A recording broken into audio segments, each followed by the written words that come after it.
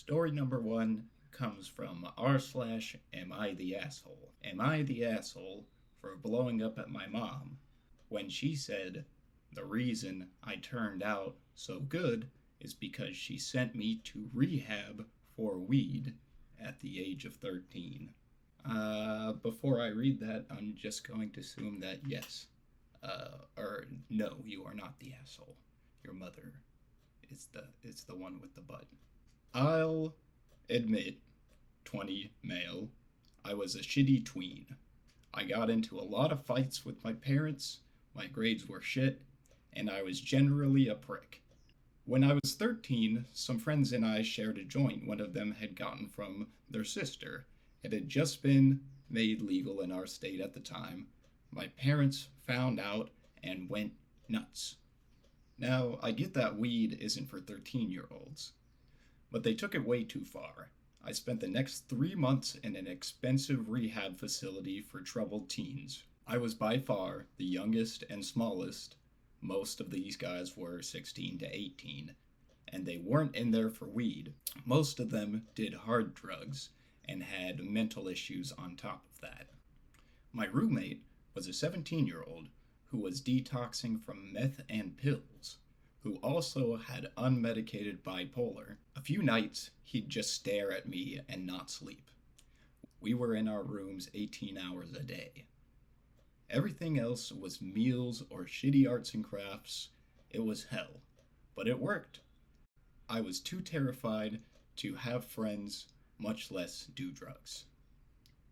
I wanted to go no contact with my family at 18, but my therapist encouraged me to repair our relationship. We have a rocky one, which is why I moved out, but we've been working on healing, and it's been cordial. I was over there for Easter and with the whole family, and my mom congratulated me. She said she was so thankful that she had sent me to get help as a kid. Otherwise, I'd be some junkie. But now, I'm a perfectly functioning member of society. We live in society. I lost it. I called her several things, including the C word, and left. My sister, a 18-year-old female, said that while she agrees, I'm just hurting myself by holding on to so much anger over what happens. Over what happened. That's the end of that post. And the verdict obviously was not the asshole. That's a really shitty thing to do and to say to somebody. I have a friend who is a few years older, and somebody in his grade at our high school ended up kind of going through the same situation. Middle of the night, two masked goons take this kid out of his room, like put him in a van or whatever, drive him out to, like boot camp rehab or whatever, for smoking weed. And in some of the instances of stories I've heard about similar situations, of parents sending their kids to rehab over smoking weed. It seems about 9 times out of 10, that young kid who was smoking pot now has all of the extensive knowledge of the world of quote unquote hard drugs. It's, I believe there is a Dave Chappelle and Bob Saget bit about that. Anyhow, let's read a few of the comments. The top comment on this one: not the asshole. You were traumatized by your experience. This has clearly been building up for some time. You may not have reacted in the best way, but what she did was too extreme for a single joint. Keep up with therapy. Maybe no contact for a while will be good for you. And I definitely agree. All right, story number 2. My mother-in-law wants my baby. Okay, so this could be an enormous post, but I will try my best to shorten it. Basically, since I was pregnant, my mother in law has been a little too obsessed with my baby, and it's getting serious now. I will instead make a list of some of the things instead of the novel I really should write. Here we go. When I was pregnant, she claimed she was, quote, nesting, inviting all of her friends and family around to see my baby without mine or my partner's permission. I had a C section. Would make me do her housework when I was trying to heal, and her excuse was, well, I was hanging out of windows to clean them after my C section. Would take my baby out of her cot when I'm not there. Bought a mountain of clothes in her style and told me not to buy any, including a t-shirt for her to wear on her first birthday and a Christmas outfit when she was 3 weeks old. We are supposed to pick her first occasion outfits. Kicked us all out for no reason when my baby was just 3 months old. The house is extremely abusive, so was glad to leave but had to sleep on the floor for a week. She kept my baby's unwashed clothes in her bedside table, drawer, all neatly folded, still unsure why. Constantly says, here's dad, oh granddad, oh daddy's missed you, oh I mean granddad. Tells everyone how my baby looks like her, she is the double of me and looks nothing like her. Since moving to our new home, she kept our stuff safe and kept forgetting to give back my keepsake of my baby for months. At Christmas, me and my partner bought matching pajamas for a first Christmas photo as a little family. And she bought the exact same for her family and said, oh, I bought some for the photo too. Like she wanted to be in that photo. Every time she comes to visit, before she leaves, she gets all up in my baby's face as she's playing and taunts until my baby gives her a kiss on the lips. Still, constantly buys her things, and if I buy my baby things, she turns her nose up and just says, oh, that's nice. Moans that I'm hogging my baby because I won't leave her with my baby alone. She constantly asks when all her appointments are. I don't tell her anymore as she turns up. When I took her to the dentist, the reception called my baby hers. I signed my baby up and put my number down and put that I am her mother, but somehow it had been changed. I think somehow we know how it was changed. Constantly tells me to do things differently, to how I parent my child. I will never take any parenting advice from her, as she abused my partner up until we left her house. There is so much more I could write about, but it would take forever. And I was meant to do this short. The dentist one happened a few days ago, and I'm still just so shocked and angry because there's no way it was a mistake, as the receptionist called my baby hers 3 times and my mother-in-law looked nervous. But yeah, any advice on how a people pleaser like me could resolve some of this with a narcissistic psychopath of a mother-in-law would be great. Thank you for reading this far. That's the end of the post. Read the few top comments, but as a people pleaser myself, it's definitely an issue that I have had to actively work on for a long time, and it can be very difficult, especially just learning how to give yourself boundaries, how to say no, how to sort of navigate social situations when they are complex. All of those things are very tough, but I don't want people to necessarily think that if they are a people pleaser currently, that that is the fate that they've succumbed to. It could be a very good thing in moderation, but when you allow yourself to be a doormat, that's not going to be good for you. All right, the top comment. Considering mother in law abused her son and she is obsessed with your baby to the point she has convinced people she's actually the baby's mother is very alarming. I encourage you to start journaling mother in law's concerning behavior. Be sure to date each entry. If it comes to getting a restraining order against her, the journal may be helpful. The restraining order should be in your partner and baby's name. I doubt the police can do anything at this time, but it may be worth your time to go to your local police department and report mother in law's behavior and your concern of her taking your child. The dental clinic situation would serve as an excellent example of how concerning her behavior is. Add this to your journal. Change everything mother in law has knowledge of regarding your family, such as doctors, dental clinics, where you shop, weekly routines, etc. Always be aware of your surroundings.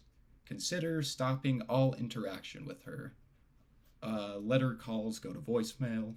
Save those that cause you concern or contain any threats. Any serious threats should be reported to the police. Always keep your doors locked. If mother-in-law shows up, ignore her presence. If possible, invest in security cameras. I think all of that is great advice. All right, this next one's a little bit shorter, and it's from r/Am I the Devil? Entitled, It Was Months Since I Was Toxic. Oop. It was originally from Am I the Asshole? Am I the asshole for making the conversation too serious? My friend group, 16 to 20, and I, a 16-year-old girl, play the same video game.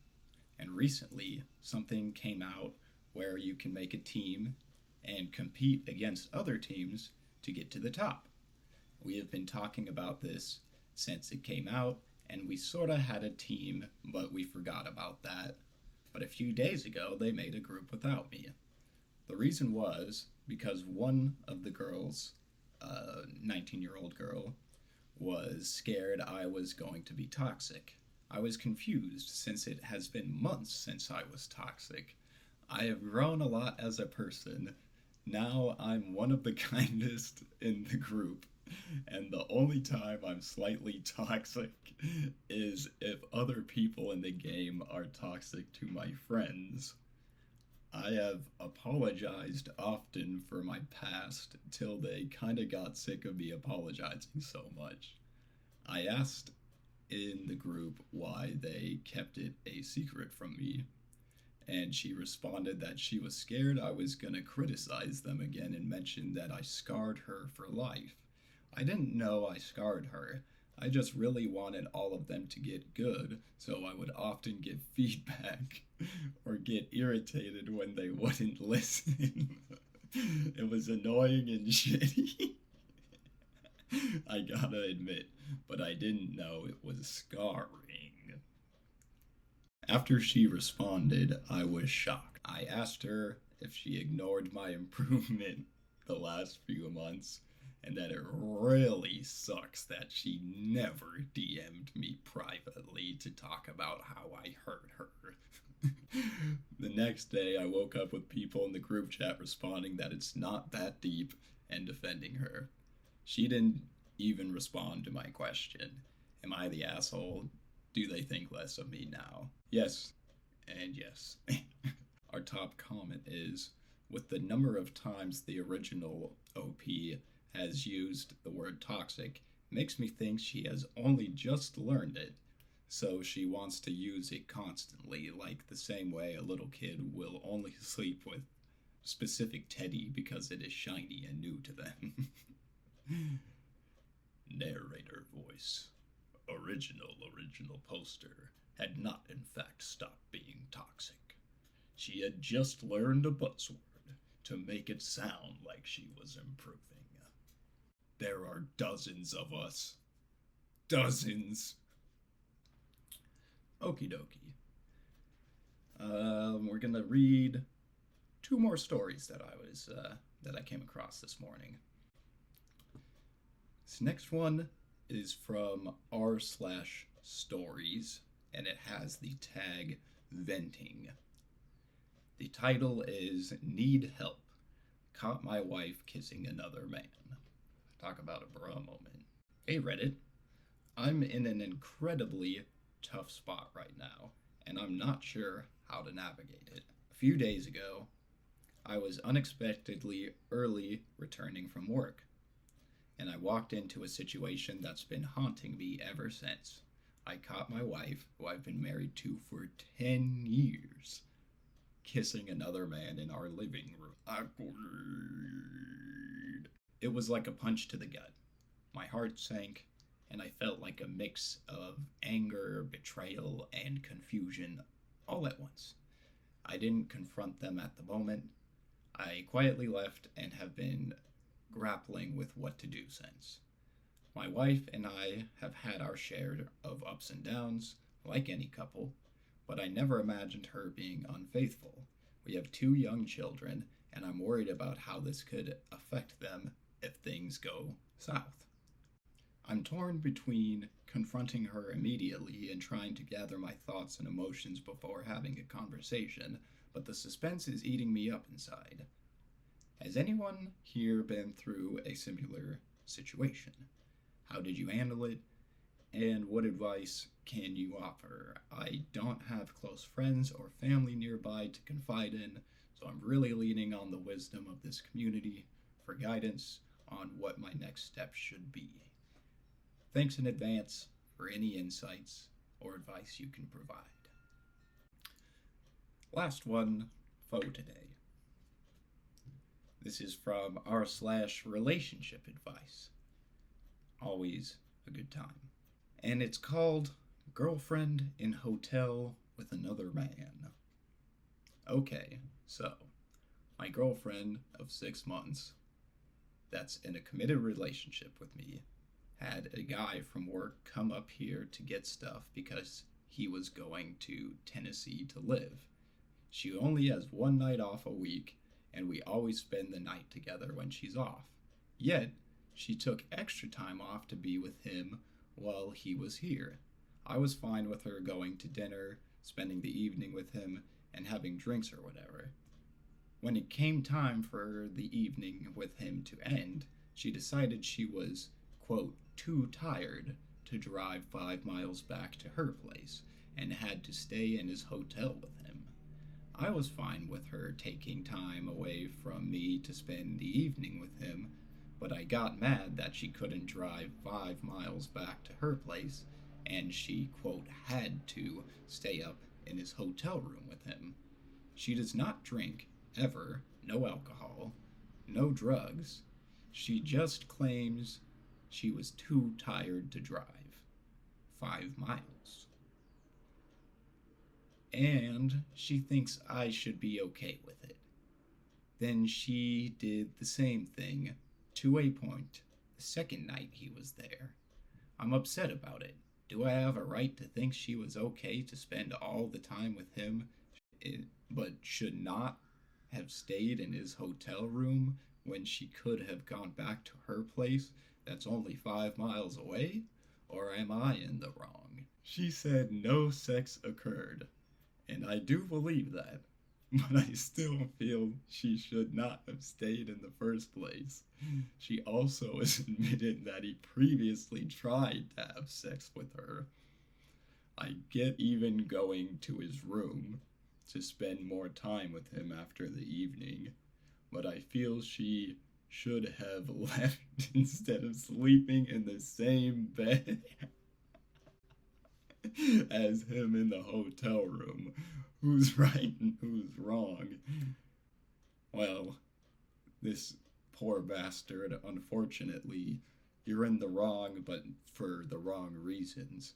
How can you look back, read over what you just said, and not think that sex occurred?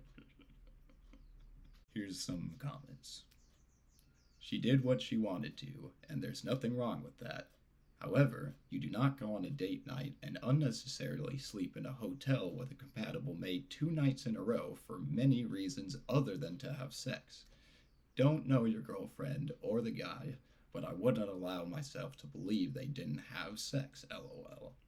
When she decides to do something you are reasonably uncomfortable with twice despite your objections, is it right for you to stay in a relationship? Is this what is best for you?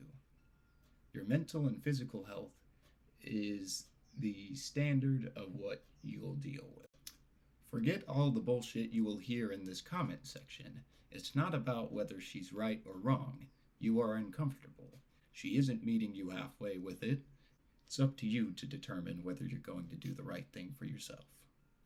I'd personally send an amicable breakup text with arrangements to exchange personal belongings and not entertain an argument, not give a reason, not throw blame or accusations, just move on indifferently. Sounds like that episode of Seinfeld. Dude, it's not acceptable unless you're a cook. How are you cool with that in any way or form? Too tired to drive 5 miles, huh? Why the hell doesn't she get a car? Is it even legal for a person to pull a wooden carriage behind them on public roads? And the final question, you still believe in Santa and the Easter Bunny, don't you? She's an adult and can do what she wants, so she was in her right. As for your relationship boundaries, this is really a conversation between the two of you. Communication is key. I keep telling people this. If you have made it clear that you were uncomfortable with her doing that and she didn't seem to agree and did it again, then she is disrespecting your boundaries. It is now up to you to communicate if you would like to continue with the relationship with reestablished boundaries and try again with her, or break it off. It's all about if this woman and relationship seem worth it to you. Right now, it seems like your feelings are not worth it to her. Personally, I agree with you. I would be uncomfortable and very hurt if my boyfriend even wanted to spend time with a coworker or friend in a hotel, and then can't drive 5 miles back. That's about all. Share the video with your step-grandmother. And I'll see you next time. Oh, dang it. Bye.